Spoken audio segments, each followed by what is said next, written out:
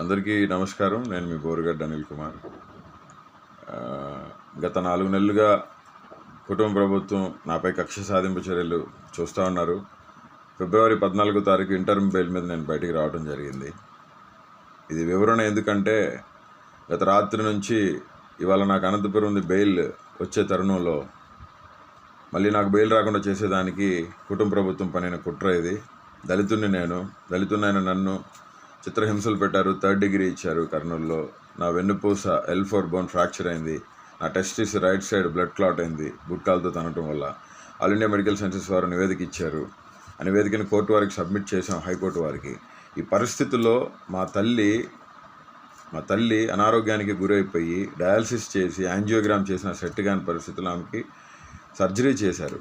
16వ తారీఖు 17వ తారీఖులో సర్జరీ జరిగింది. 14వ తారీఖు నేను ఇంటర్మ్ బెయిల్ మీద రావడం జరిగింది.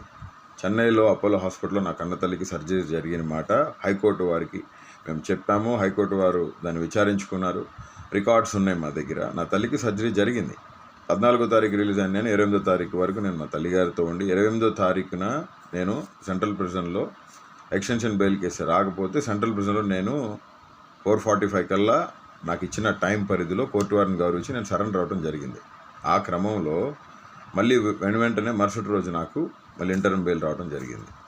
3వ తారీఖు నేను రిలీజ్ అయ్యాను. 1వ తారీఖు ఇంటర్మ్ బెయిల్ ఇస్తే నేను 3వ తారీఖు రిలీజ్ అయ్యాను. ఆదివారం కావడంతో అక్కడ స్టాఫ్ కొరత ప్లస్ షూరిటీస్ అయ్యో సరిపోలేదని చెప్పడంతో ఈ క్రమంలో నా తల్లిని నేను ఒక్కడనే కొడుకుని నేనే చూసుకోవాలండి.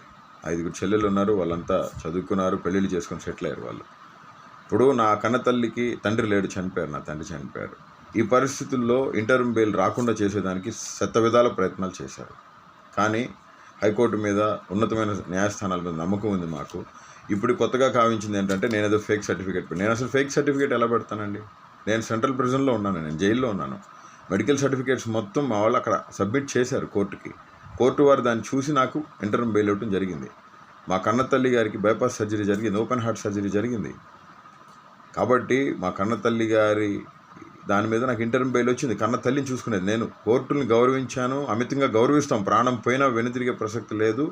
కోర్టులకే, కోర్టు మాటలకే, కోర్టు న్యాయమూర్తుల మాటలకే కట్టుబడి ఉంటాం. బాబాసాహెబ్ అంబేద్కర్ వారసుడిగా, దళితుడిగా, నేను ఒక లా చేసిన స్టూడెంట్గా నేను మీకు అందరికీ విన్నవించుకుంటుంది ఒకటే, నన్ను ఇబ్బంది పెట్టి నాకు బెయిల్స్ రాకుండా నన్ను పర్మనెంట్గా జైల్లో ఉంచాలని చెప్పి కూటమి ప్రభుత్వం, నారా లోకేష్ గారు, పవన్ కళ్యాణ్ గారు, చంద్రబాబు నాయుడు గారు చేస్తూ ఉన్నారు. నన్ను చంపాలని చూస్తున్నారు. నాకు ఏమైనా, నా కుటుంబానికి ఏమైనా దానికి కారణం నారా లోకేషే. చంద్రబాబు నాయుడు, పవన్ కళ్యాణే. మరొకసారి తెలియజేస్తూ, నేను ఇంటర్మ్ బెయిల్ మీద ఉన్నాను. నా కన్న తల్లిని చూసేవాళ్ళు ఎవరు లేరండి. మాకు దిక్కెవరు లేరు. దేవుడే మాకు దిక్కు. జగన్మోహన్ రెడ్డి గారే ఏదైనా, కన్న తండ్రి అయినా తల్లి అయినా వైఎస్ఆర్సీపీ పార్టీ, జగన్మోహన్ రెడ్డి గారే మా తండ్రి లాంటి వ్యక్తి. కాబట్టి గతంలో జరిగిన పరిణామాలకి, ఇప్పుడు జరిగిన పరిణామాలకి మీరు చూస్తూ ఉన్నారు. ఎవరెవరిని ఎంతమందిని తీసుకెళ్ళి లోపలేస్తున్నారో. దయచేసి కోర్టు మీద అమితమైన గౌరవం ఉంది. నా మీద తప్పుడు ఆరోపణలు చేస్తున్నారని నేను ఈ వీడియో రిలీజ్ చేస్తూ ఉన్నాను. కంటతడి పెట్టుకుంటూ నేను ఈ వీడియో రిలీజ్ చేస్తున్నానండి. ఈ పరిస్థితులు పగడికి కూడా రాకూడదని చెప్పి. నా కన్న తల్లికి ఓపెన్ హార్ట్ సర్జరీ అయిందండి. నా కన్న తల్లి దిగులుతో, మనోవేదంతో ఆవిడ స్టిచెస్ కూడా విప్పించుకోలేని పరిస్థితి. నన్ను చూసిన తర్వాతే ఆవిడ స్టిచెస్ అనేవి విప్పించుకోవడం జరిగింది. ఆవిడ ఇప్పుడిప్పుడే కోలుకుంటా ఉన్నారు. నా కన్న తల్లికి నా అవసరం ఉందండి. నా మాతృమూర్తికి నా అవసరం ఉంది, నాకు జన్మనిచ్చిన తల్లి.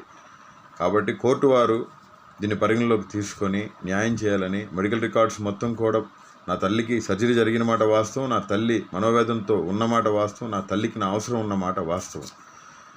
హ్యుమానిటేరియన్ గ్రౌండ్స్లో కోర్టు వారు అన్ని రికార్డ్స్ పరిశీలించి నాకు ఇంటర్మ్ బెయిల్ ఇవ్వడం జరిగింది. దీన్ని తప్పుదో పట్టించడానికి ఆంధ్రప్రదేశ్ పోలీస్ యంత్రాంగం మొత్తం ట్రై చేస్తూ ఉంది.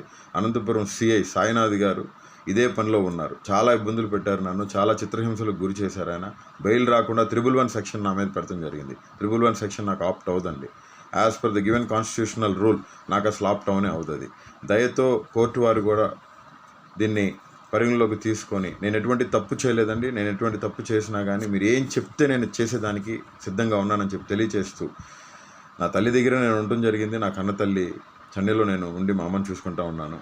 కాబట్టి ఈ పరిస్థితుల నుంచి మీరు దయచేసి అందరూ కూడా ఈ పరిస్థితులు ఎవరికి రాకూడదండి. నేను మనస్ఫూర్తిగా కోరుతున్న, పగలొక్కటి ఈ పరిస్థితులు రాకూడదని చెప్పి తెలియజేస్తూ, మా మీద, నా కుటుంబం మీద చంపాలనే ప్రయత్నాలు ఉన్నాయి. దానికి కారణం నారా లోకేష్, చంద్రబాబు నాయుడు గారు, పవన్ కళ్యాణ్ గారే, కుటుంబ ప్రభుత్వం. నాకేమన్నా అయినా నా బిడ్డలకి ఏమైనా, నా భార్యకి ఏమైనా, నా అమ్మ నా కన్నతల్లికి చెల్లెలకి ఏమైనా దానికి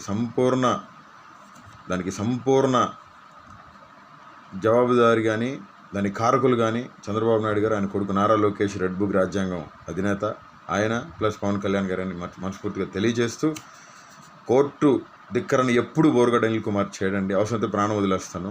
కోర్టు ధిక్కరణ చేసే వ్యక్తిని కాదు. నా మనుషులను కూడా టార్గెట్ చేసి నాకెవరూ సాయం చేయకుండా ఉండాలని చెప్పి వాళ్ళ ప్రయత్నం ఇది. దయతో కోర్టు వారు కూడా పరిశీలించి ఈ తప్పుడు ఆరోపణలన్నిటిని కూడా కొట్టివేయాలని చెప్పి, నా కన్న తల్లిని చూసుకునేదానికి అవకాశం కల్పించాలని చెప్పి మనస్ఫూర్తిగా కోరుకుంటూ నేను మీ బోరుగడ్డ అనిల్ కుమార్. Thank you.